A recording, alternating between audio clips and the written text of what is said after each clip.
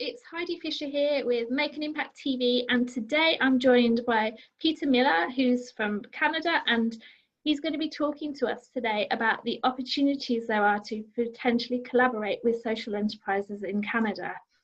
But first, Peter, welcome. Thank you for having me, Heidi. I'm very excited about this. So Peter, could you just tell me a little bit about your background, what you've been up to? Because I know you're an author and that you've been working with social enterprises for many years. So summarize that in a couple of minutes to tell us what you've been up to all these years. Sure. I have an MBA, 27 years at a large Canadian bank. And then I started my first of 5 businesses. And then I got into teaching entrepreneurship at 2 colleges in Toronto and online through a college in New Jersey to MBA students in strategic management and global business. And then I got into coaching and doing workshops for unemployed people who wanted to start a business and students who wanted to run a business during the summer in a program we have here. Well, about 5 years ago, 6 years ago now, I retired, took a day off, and I got bored.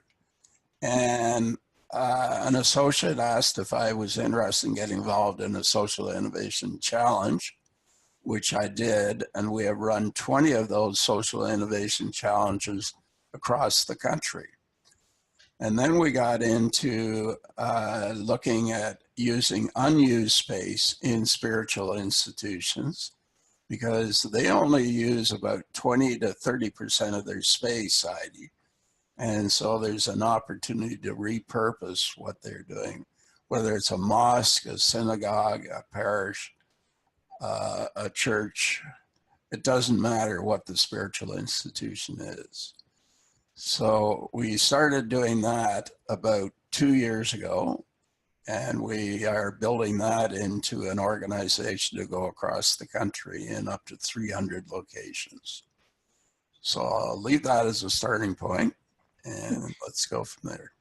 Wow, it sounds like you're really busy with all these challenges and the work with the spiritual spaces.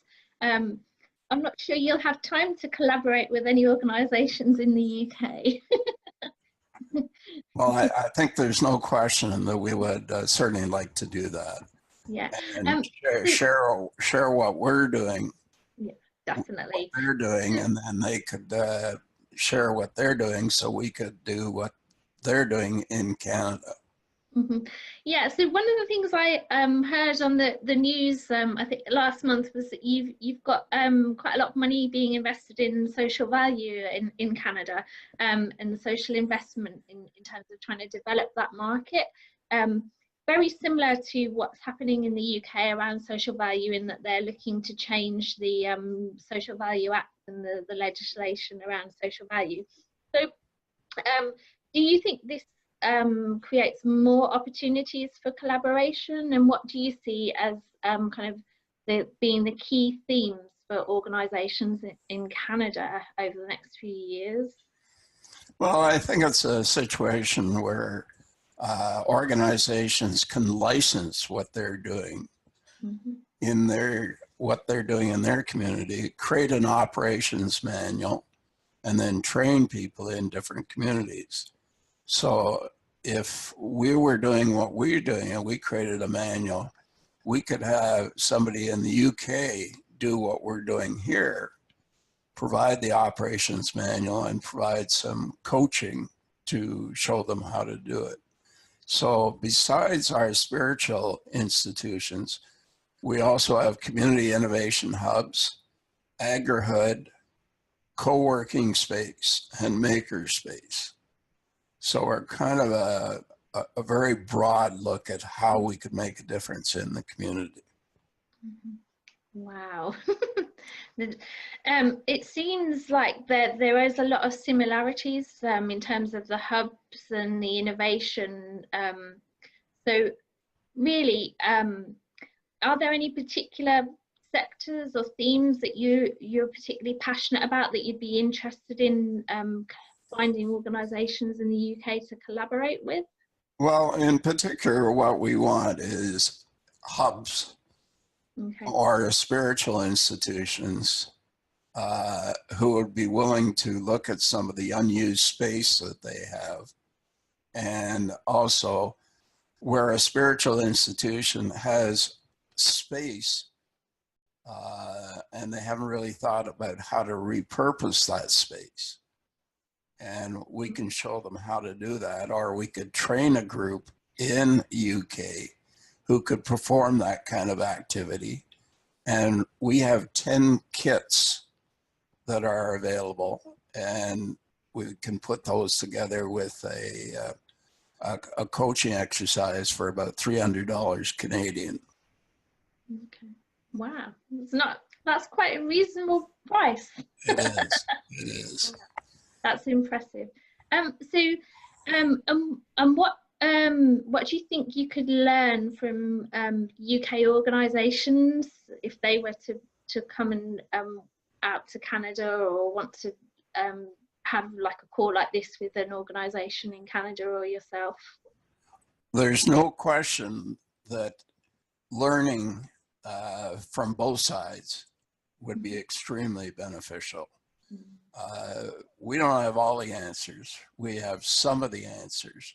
We have incredible examples of social enterprises giving back to the community.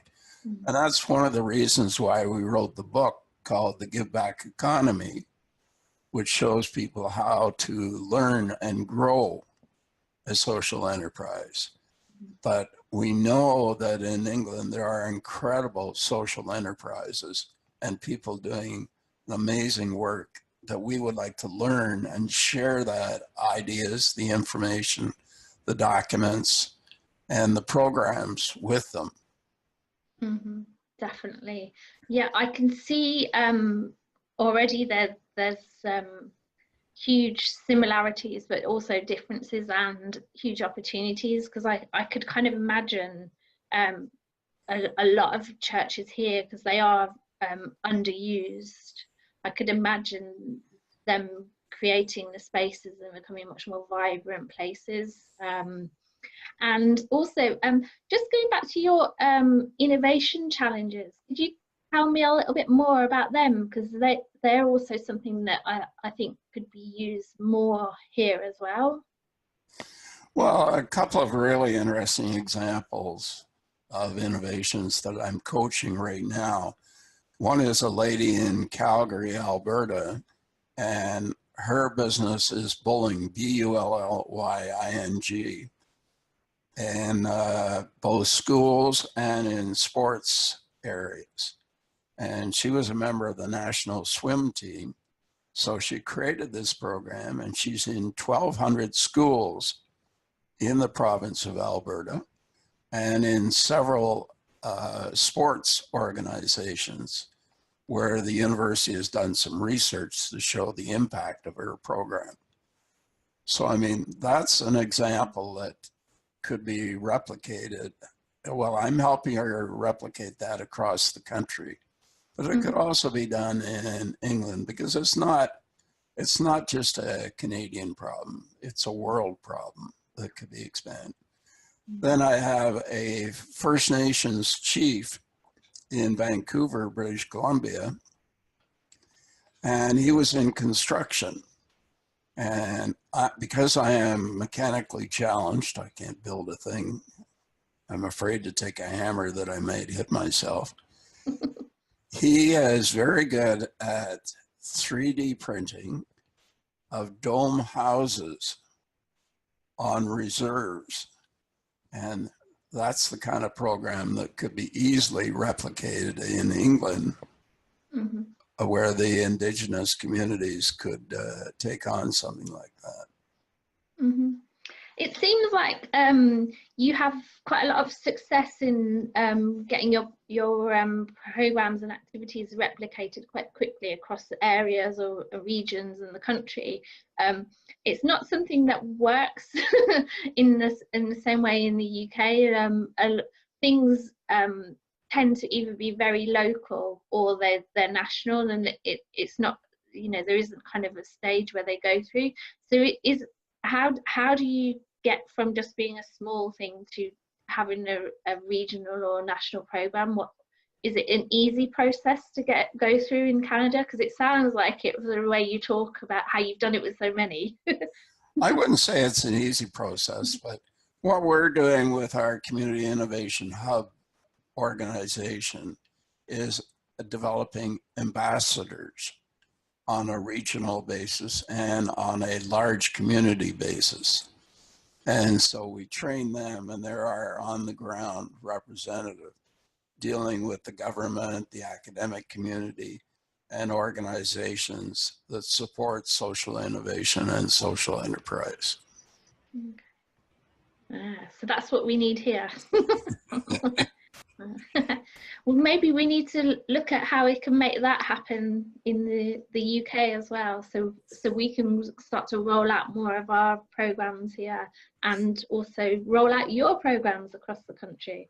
Well, Okay. I think another element that's important is the fact that we're building what we call volunteer advisory boards.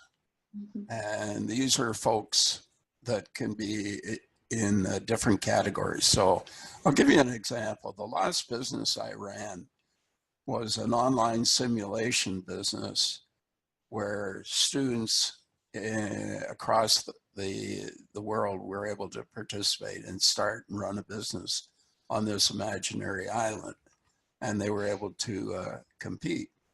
So I said to my partner, I said, I want to set up 3 volunteer advisory boards, 5 students, 5 professors, and 5 business people.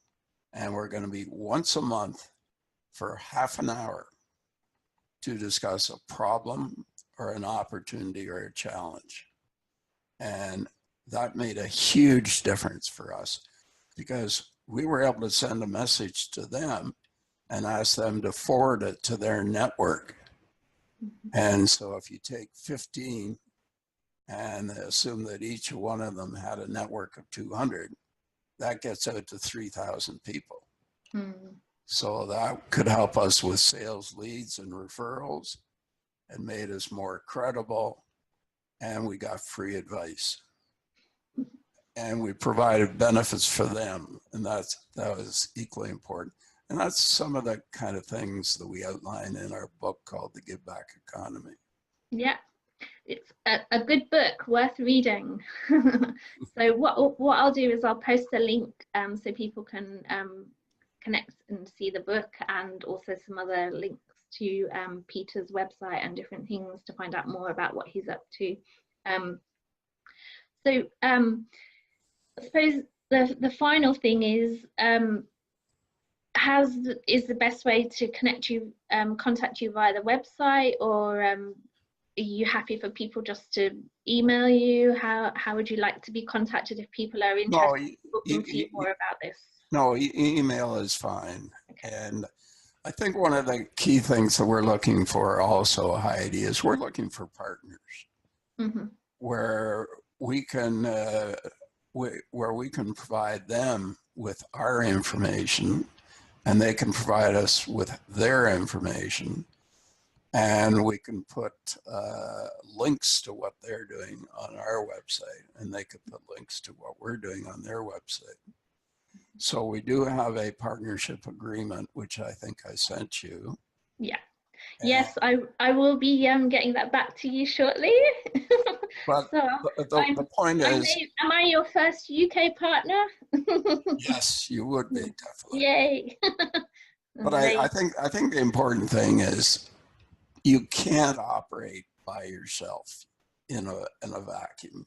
You must build partnerships, whether it's government or academic or associations or different groups or even some individuals. Mm-hmm. And it makes a big difference. We're also looking for patrons, people who are excited about the activity that we're doing and are willing to put their name out there to make a difference. Now, I know Harry and Megan are a little busy right now, but they could be an excellent patron for various organizations. Yeah, I think they've signed up to quite a few recently, and keep seeing them at different charities and organisations. So Yes. you never know, you may get them. You'll have to come over and have tea at Buckingham Palace. Well, I think the baby's name is going to be Peter, so that would make it a little easier. Yeah, I'm not sure about that. We'll see. Yeah.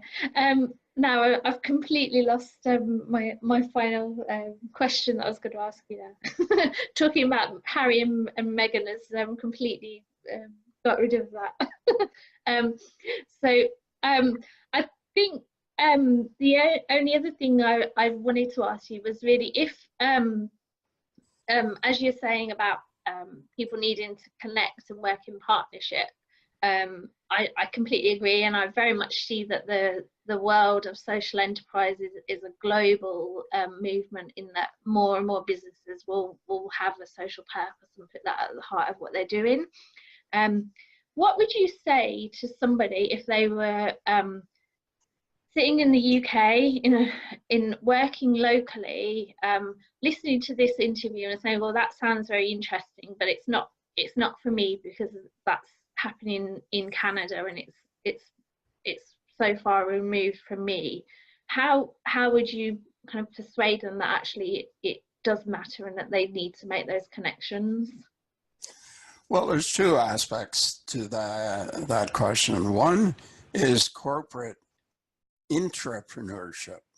So if they work for a company, they could be a social intrapreneur within a company and start something that gives back to the community. Mm-hmm. Corporate social responsibility is becoming more and more a necessity for small, medium, and large corporations, and learning to engage with and give back to the community. And there are great benefits to doing that.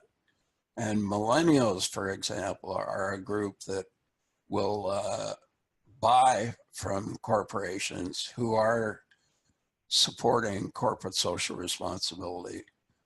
And they will also look for jobs where companies provide that kind of approach. And there are little companies like Walmart that are very big in terms of that kind of activity. General Electric is another one. So there are many organizations that support this kind of activity. And it's not just in Canada, it's global. And there are global companies that are doing that. So for somebody who has an idea that may give back to the community, I would suggest the first step is to define their problem. And that's the problem that they are going after and who is impacted by that problem. And then look at alternative solutions to that problem. And then the third step would be to validate that that solution meets the needs of those that are impacted and that somebody will pay for it. So it's kind of a three-step process. And it can be done from the home. It doesn't have to be done in a big office. It's just coming up with that initial idea and defining the problem that they're addressing. Yeah, definitely. Right. Thank you so much for joining me today, Peter. It's been really interesting finding out more about what you're up to in Canada, and also how people could potentially collaborate with you and also use all of the expertise that you and Carla have developed over the past few years and bring that into the UK to scale and replicate what you're already doing. If people do want to find out any more, there are links underneath this interview to get in contact with Peter, find out more about his book and also about all the different programs that he's running. So thank you for joining me today. Thank you for having me, Heidi. That's all right.